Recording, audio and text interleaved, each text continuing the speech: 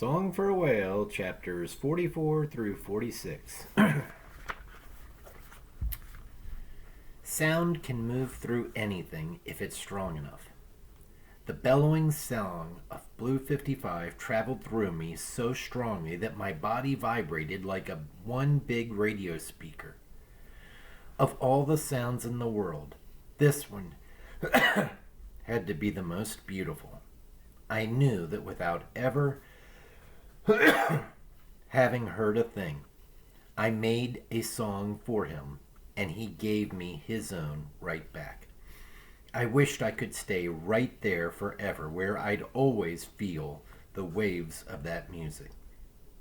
The cold and the need for air were the only things that could tear me away.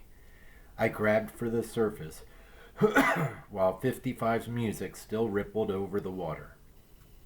He swam back to me, nudging my side like he was making sure I was okay. We surfaced together, then swam toward the boat. I raised my hand to wave. Andy stood up near the front. She pointed at me as she said something to the driver. Then she turned to me and her mouth formed the question, "Iris?" I nodded and smiled, even though I was shivering. The man tossed me a life preserver before grabbing on for me to pull me on board. I rested a palm on the side of the whale's face to tell him goodbye. "Keep singing, Blue 55. As the boat drove us toward the sanctuary building, I was thinking the cold water must have frozen my brain. It looked like my parents were waiting for me on the dock. Frozen as I wasn't hallucinating. My parents stood there, arms around each other, on the dock, in front of the sanctuary, along with Grandma. I braced myself for them and for the lecture about serious trouble I was in. But they didn't. Certainly it would come, but they were holding it for later. Dad was the first one to wrap me in a hug. When he let go, I stepped back so he could see me. With a shivering hand, I signed, "I didn't miss the boat." "Or the train," he added. He put his coat around me and led me inside. "Sorry for everything," I told him. "Am I grounded for life?" He nodded. "Maybe longer." Totally worth it. Make a splash is another figure of speech I understand better now. Usually it means make a strong impression and get a lot of attention. Thankfully, I did make a big splash when I jumped into the water because it caught the attention of a man nearby the dock. He flagged down Andy and then pointed me out.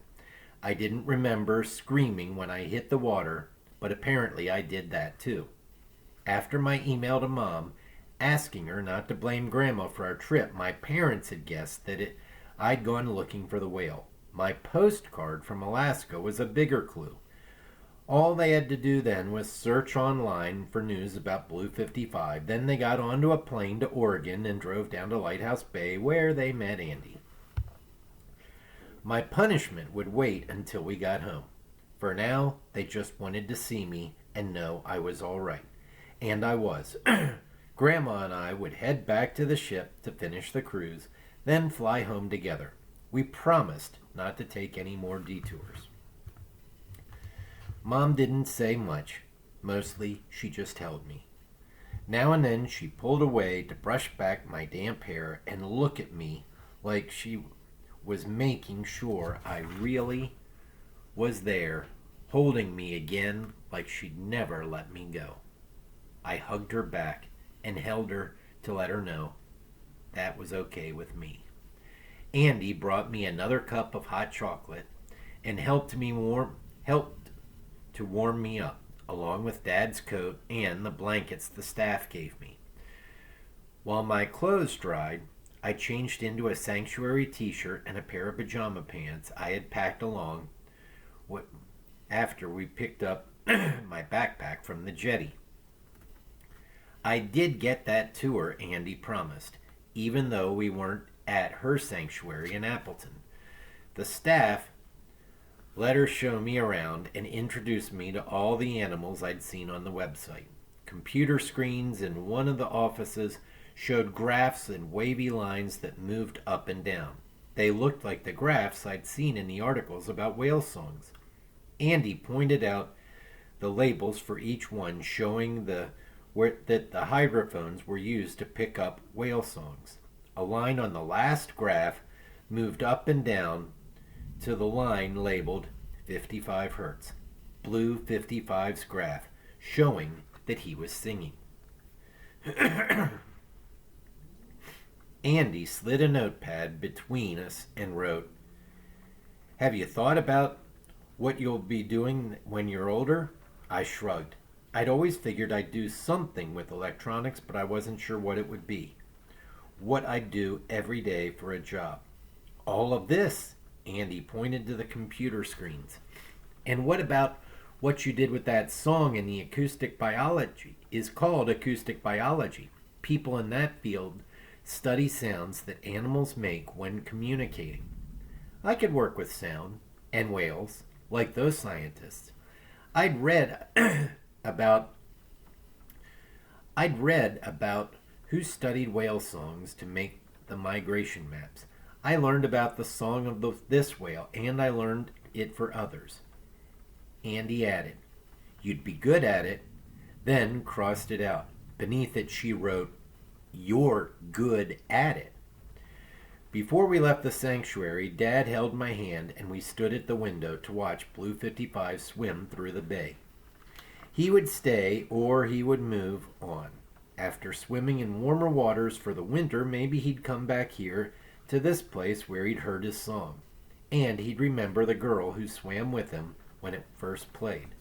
He and Mara, the young blue whale, might learn to communicate with each other just a little. As she grew older, Mara would look and sound more like his mother.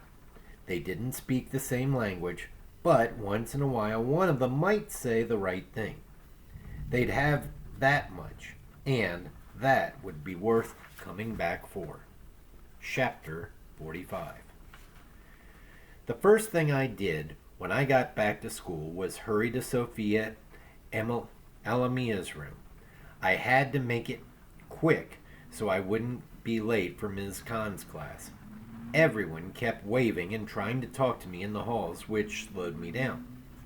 As soon as she saw me, she stopped writing on the board and grabbed me in a tight hug.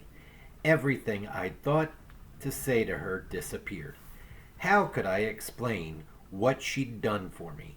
If she hadn't shown me the Blue 55 documentary, I wouldn't have known about him. We wouldn't have found each other. He'd still be out there on his own, not knowing anyone heard him. And I wouldn't know anyone heard me. "Sorry for missing so much school," I wrote on the board. "I'll catch up. Thank you for for teaching me about Blue 55. "I'm so happy you're all right," she wrote. "I hope you found what you were looking for." I started to write that yes, I'd found the whale and played the song for him, but Mrs. Alamia knew that. By then, the news had spread about where I'd been. She must have meant something more than the whale. Yes, I did, and I gave her another quick hug before running to Ms. Khan's class. Nina signed, "Welcome back," as I slid into the room, and it wasn't that horrible. At the last second, I dropped into my chair, and Mr. Charles and I signed together. Buy a hair? So much had happened in the time I'd been gone, I could count on Miss Khan and her pickle face never to change. Miss Khan gave us time to work on our reports during class, and I needed it, with all the catching up I'd have to do. Since I knew so much more about whales than I did just a week earlier, I thought the report would be easy to write. Then I found out there was so much to say about them, it was hard to decide where to start. I took out my notes and added what I'd learned from Sura about bubble feeding. Then I wrote about whale communication. I kept thinking about Grandpa and what he'd told me about the sea whale that day on the beach. A whale can't find its way through the world without sound. But it's different for us. Mr. Charles tapped my desk. When I looked up, he signed, "Are you thinking about whales or something else?" "Both," I answered. "Whales and my grandpa." Mr. Charles smiled. "What would he say about that trip with you and your grandma?" On the flight home, Grandma had asked if I'd thought about talking to my mom about going to Bridgewood. I wondered what made her think of it then. The trip didn't have anything to do with that, did it? I didn't like the way my stomach felt when I thought about going to a new school with new people, even though we'd share a language. Grandpa had told me I would find my way, even though it might take time to figure things out. Maybe finding your way sometimes means you can't stay where you are. Grandpa would want me to do for myself what I did for the whale. Chapter 46. She is responsible. Think of all she did, all she figured out on her own. Grandma was in the living room talking to Mom. I'd called her and told her that I'd been thinking about what we discussed on the plane. I did want to go to Bridgewood. From the upstairs game room, I had a view of the conversation if I peeked through the railing. Sure, she wouldn't have taken off like that. The whale song moved her so much that she couldn't help herself. Grandma didn't sign "move" as if she meant moving from one place to the other, though the song did that too. She touched her heart. Mom wiped her eyes with tissue Grandma handed her. I always felt so left out. The way you and Dad could talk to each other. The connection you had with your deaf friends. Like you have with Iris now. I'm sorry, Grandma sighed. We didn't mean to leave you out. And no one means to leave Iris out either. But it's happening. I don't want to lose her. If she's around other deaf people all the time, she won't need me anymore. She'll always need her mom. She's already lost, spending every day with people she can't talk to. Don't you think Iris wishes she could see that whale every day? But she didn't try to drag him back there to live with her. She helped him and feel more at home. Mom didn't argue with that. It seemed like the conversation was winding down, so I backed away from the railing and went into my room, where Mom found me a few minutes later. Grandma thinks you want to go to Bridgewood. She looked like she was trying to laugh a little, as if she wanted to add, "Isn't that ridiculous?" She also looked nauseated. There was my chance to back out to pretend that it was some crazy idea of Grandma's. I'd already hurt Mom so much. But then everything would go back to like it was before. All day, every day, school day, with no one but Mr. Charles to talk to. The thought of going to a school where I hardly know anyone was scary, but it was better than the dread I'd feel about spending my next years of school like the last ones. If Blue 55 could find happiness hanging out in a sanctuary with animals he'd never met, I could be happy at a new school. I set aside the electronics parts I was pretending to organize and sat on my bed next to Mom. The origami whale was perched on my nightstand, worse for wear from the swim in the bay. Grandma had remade it for me on the plane after I'd unfolded it to let it dry. She offered to make a new one on paper that wasn't faded or blurred, but I wanted to keep the one she'd made on the ship. That one was with me when I met Blue 55. After a deep breath, I told Mom, I do want to go. I want to be around other deaf kids like me. Wendell, people who speak my language. I speak your language, she answered. I know, and I'm really happy you do. And that Dad sort of does. You know he doesn't, but you don't have to unless you decide to. You know it's different for deaf people. I can't keep going through the school day all alone. I think it'll be hard for you, starting over with so many new people. Every day is hard. Mom rested her head in her hands, and I leaned over to put my arm around her. I tapped her leg, so she looked at me again. Even though it might give away that I was watching the conversation downstairs, I told her, "You'll never lose me. I'll always need my mom."